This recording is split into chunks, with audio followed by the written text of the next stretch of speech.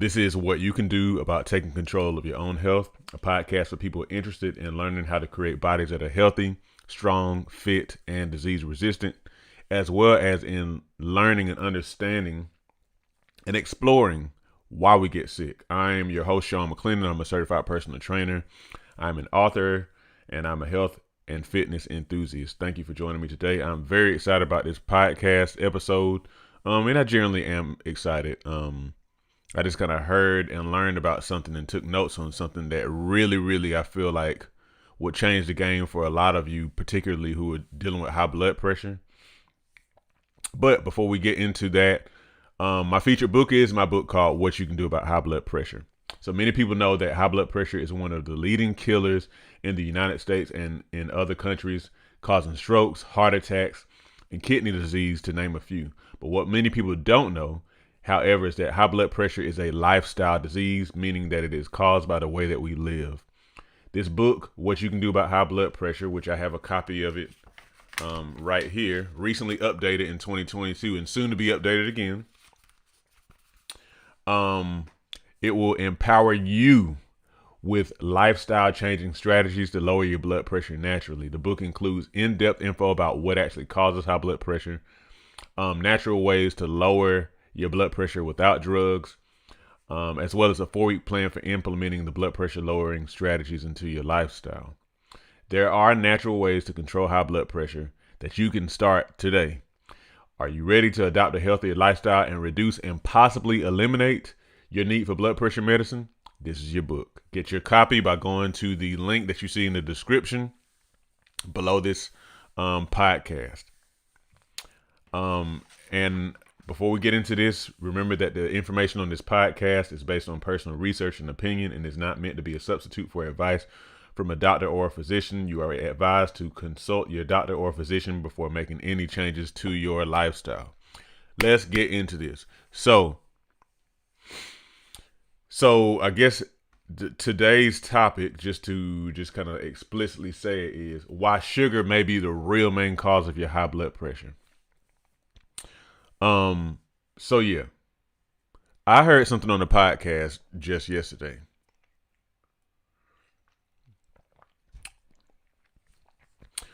And it's a podcast I listen to from time to time. It's Dr. Mark Hyman. He has a podcast called The Doctor's Pharmacy, Pharmacy, pharmacy with an F.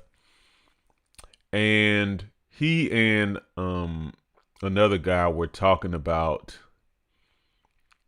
the harmful effects of sugar. I can't remember what the exact podcast topic was. It wasn't necessarily about sugar overall, but they got on the subject of sugar. And what was said was something that really kind of blew my mind. And I was like, I don't think I wrote about this in my book. That's why I took notes, and I'm going to add more detailed notes about this in my book, hopefully here within the next week. But what they said was that sugar is a very under-recognized cause of high blood pressure. But that wasn't really the main thing. The main thing was that they said that sugar could be a greater contributor to high blood pressure than salt. Now, that is a huge statement. Maybe not for people in the medical industry, well, like in the scientific industry who study this stuff. But for the common person, like for me, I mean, it doesn't surprise me in a sense, but at the same time, it's like, it did kind of surprise me, because when have you ever heard that? When have you ever heard that sugar causes high blood pressure? We've always heard salt, that you consume too much salt, it raises your blood pressure. And there is, of course, truth to that for sure. And as I talk about in my book here, you know, it's high sodium, but it has to do with the balance of sodium and potassium in your diet. So, extra salt in your diet combined with, lower potassium in your diet, which is associated. Potassium, you find that in vegetables. So like lower plant food consumption, You're going to have lower potassium, and that combined with eating a lot of salt and a lot of processed foods that have a lot of salt can disrupt the blood pressure. But anyhow, I digress. We never talk about sugar causing high blood pressure, let alone the concept of sugar being a greater contributor to high blood pressure than salt. When have you heard that at the doctor's office? And it could just be that in the doctor's offices, they just don't really know about this stuff like that. But anyhow, so I decided to do my own research, kind of look into what studies say and what's kind of known out there about this. And let me share with you some of what I know. Like I said, I'm going to add this to my book, make sure I get my book updated ASAP, because this is really, really important to be in there. So this is kind of what I found. I got a couple of studies here, and then I got something from verywellhealth.com, which was associated with studies. So it says, from verywellhealth.com, they said high sugar intake can limit the production of nitric oxide. And nitric oxide is a substance that in the bloodstream, it helps the blood vessels to expand. So you figure if high sugar intake is associated with a substance that helps to naturally expand the blood vessels, if it's inhibiting the production of nitric oxide, that means it's inhibiting the ability of the blood vessels to expand, which means they're more so, constricted. And as I've talked about before, if you have a constriction, it's just like if you have a water hose and you put a kink in it.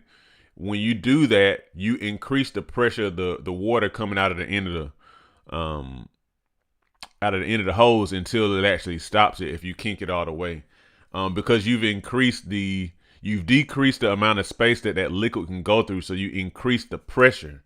You increase the pressure of it. So high sugar intake can inhibit the ability of your blood vessels to expand, thus lowering your or raising your blood pressure. The other thing is, and we kind of already know this, but you kind of have to put two and two together. So higher sugar intake, specifically added sugar, which I'll elaborate on that in a second. Higher sugar intake can raise blood pressure through, of course, the inhibition of the production of nitric oxide, and of course through weight gain.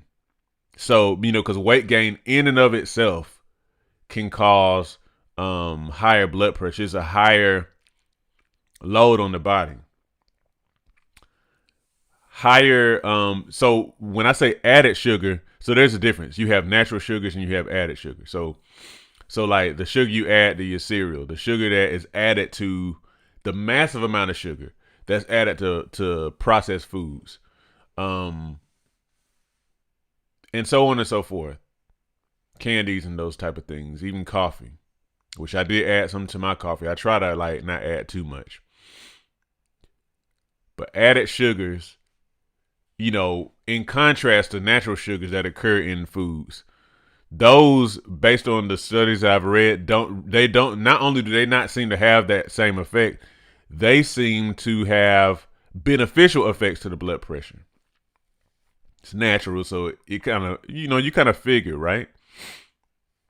Another way that higher added sugar intake can contribute to high blood pressure is by causing hyperinsulinemia, which is a fancy way of saying high insulin, which again, that's kind of like stuff kind of associated with like diabetes and whatnot, where you have a very high sugar intake and your body's trying to do stuff to get the sugar out of your bloodstream by secreting high insulin.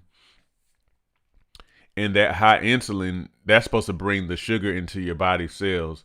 But hyperinsulinemia in and of itself can also raise blood pressure. So think about that. We've already talked about 3 different ways that high sugar intake can directly or indirectly raise your blood pressure. I read some stuff in a study that was done with older females, and it was saying that higher sugar intake increased systolic blood pressure. That's that top number. Blood pressure is usually 2 numbers. You got the systolic and the diastolic. And higher sugar intake increases systolic blood pressure by 7.6 millimeters of mercury. So 7.6 points. And diastolic by 6.1 points. That's a lot. That's a lot. That's what they call significant. Okay. And people in that particular study consumed about 9.1 teaspoons of added sugar in their diets. So, a teaspoon is like, if you have, some, metal utensils at home, a teaspoon is a smaller spoon. And, they were consuming about, on average, 9.1 teaspoons a day. So just for the sake of exercise, while I'm recording this, I want to see how much sugar is in a soda. Just here live. Hold on a second. Okay, let me use both my hands. Okay, so let me see. That says it in grams. And let me put it in teaspoons. So, so this says in what is this? Soda, 600 milliliters. I don't really feel like converting. So let me see if I can find something. Okay, teaspoons of sugar in a 16-ounce. No way. So this says a typical carbonated soft drink will have 200 calories. All these calories come from sugar. Sugar contains 16 calories per teaspoon. By this measurement, a 16-ounce serving contains 12.5 teaspoons of sugar, man. Hold on a second. Let me please find something that's a little different. So I see, I wonder how much of that. So I see something else that says a can of Coke has about 10 teaspoons of sugar. So in this study, people who did about 9 teaspoons of added sugar in their diets had almost 8 points higher systolic blood pressure and 6 points higher diastolic. So according to this, it could be different with other sodas. According to this, one soda takes you over that. And think about it. Sometimes we're drinking multiple sodas a day, multiple glasses of sweet tea, multiple Red Bulls, multiple coffee drinks a day. Now, the same study said that perhaps in females pre-menopause, estrogen may be somewhat protective, but after menopause, older females experience, increases in their blood pressure. So something about estrogen is apparently protective. I didn't go into all that. Then finally, I came across another study in the Open Heart Journal. And in this study, this is from 2014, and they actually said in this study that added sugar may matter more for blood pressure than sodium, specifically because of it contributing to metabolic dysfunction. When you think metabolic, think metabolism, think about, like how your body processes energy, stores energy. So it's related to obesity and being overweight and stuff like that. Blood pressure variability, I think that has to do with just like how your blood pressure changes. Myocardial, that has to do with the heart. Myocardial oxygen demand. So I guess an increase in demand for oxygen from the heart. Heart rate, increasing heart rate, and then inflammation. We already know sugar causes higher levels of inflammation in the body, which inflammation in and of itself isn't bad, but high levels of inflammation can be bad and can be damaging to the blood vessels, to the organs, all that kind of stuff. This study also talked about how processed foods really are the issue because, y'all, I don't think we really understand how much sugar and salt are in processed foods. Tons of sugar and salt. That's why we like them so much, because they put so much in there. And you might think, even if it comes in a small package, there's a lot of sugar and salt in processed foods. And so we're consuming all this extra stuff and we're raising our blood pressure. But then we're not necessarily told to reduce those. We're told more so to take a medication, which, as you can kind of see, I'm not saying that medications are always bad, because they can definitely help in the short term. But it encourages you to increase life-threatening habits that are actually the real cause of your high blood pressure. Another thing that was interesting that was said is, that people who are reducing their sodium, to reduce their blood pressure, they could be also increasing their sugar intake. Like how, for example, so a lot of times people who go vegetarian or vegan, they will kind of start to eat more. And I'm not saying this is the case in every case, but eat more bread and more, sugary kind of stuff, because it's not meat. And so it's like we kind of have this natural tendency sometimes to kind of compensate for getting rid of something by adding something else, and so people could be increasing their what they call cardiometabolic disease, because when they reduce their sodium, they increase their sugar and bread and starch intake. Okay. The last thing I want to say here, last couple of things I want to say is, so fructose, which is the one of the main sugars that were talked about in each of these studies, it directly and indirectly tones the sympathetic nervous system. Now, the sympathetic nervous system, you have what's called your sympathetic nervous system and your parasympathetic. Sympathetic is associated with what we call fight or flight. Response of the body that kind of gets you amped up when you need to do something quickly, maybe to protect you or something like that. Okay.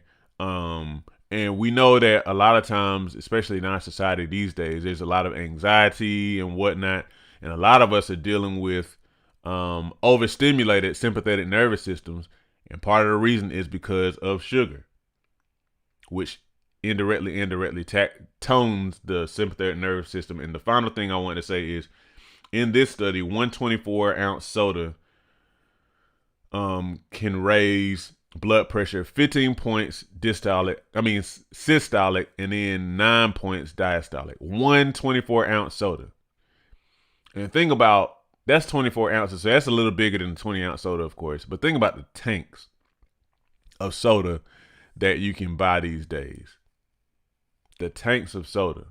So, man, I'm saying all this stuff to say, you got to educate yourself, man.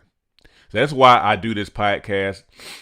I used to do a podcast under a different name, Your Health at the Crossroads, and then I kind of paused because of other things going on. But I can't really seem to get away from this stuff, because I know that people don't know about this.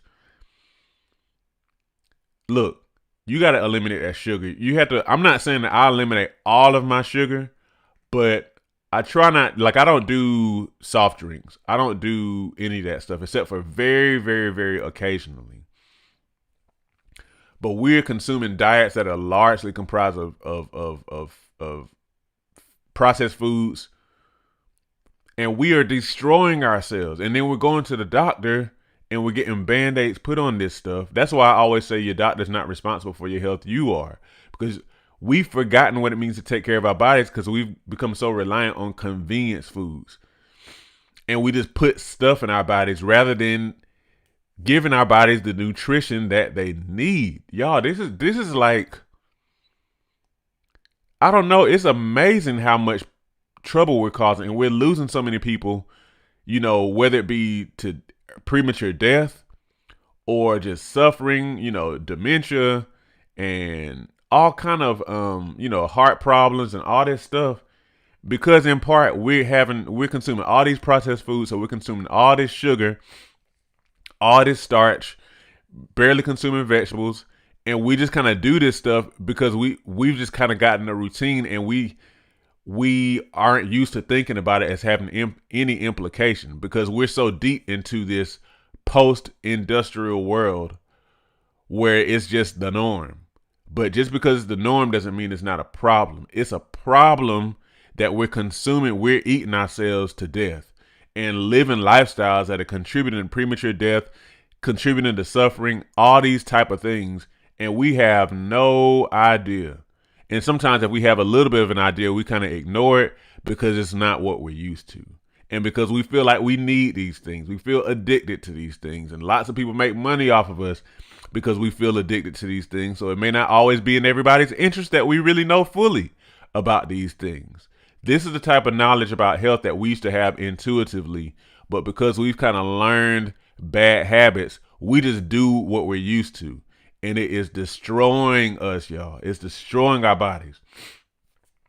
Saying that to say, if this really spoke to you, if you're somebody who has high blood pressure, obviously you need to check with your doctor and all that type of stuff, especially if you're on medication in particular. But the main thing I want to say is, please don't sleep on the different type of things that you can control, because it's scientifically, as if we need science to prove it, to be honest. But seeing the scientific studies helps to show, I think, what a lot of times is obvious. It's proven that added sugar in the diet raises your blood pressure, contributes to being overweight, contributes to obesity, contributes to hyperinsulinemia, contributes to type 2 diabetes, damages your organs, all this type of stuff.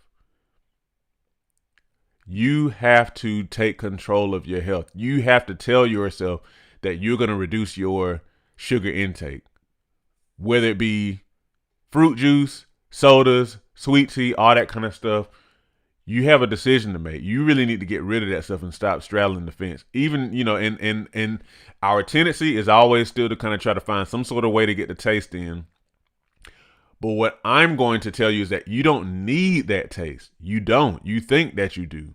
Now, if you were one, because I like cake, I like the occasional soda, and when I say occasional, I mean like twice a year.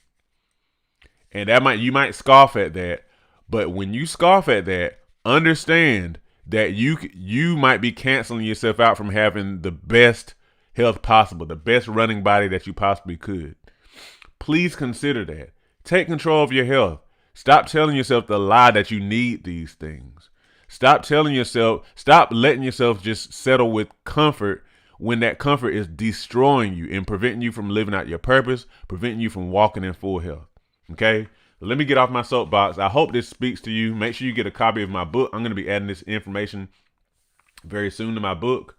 Look in the description for what you can do about high blood pressure. Share this episode, please.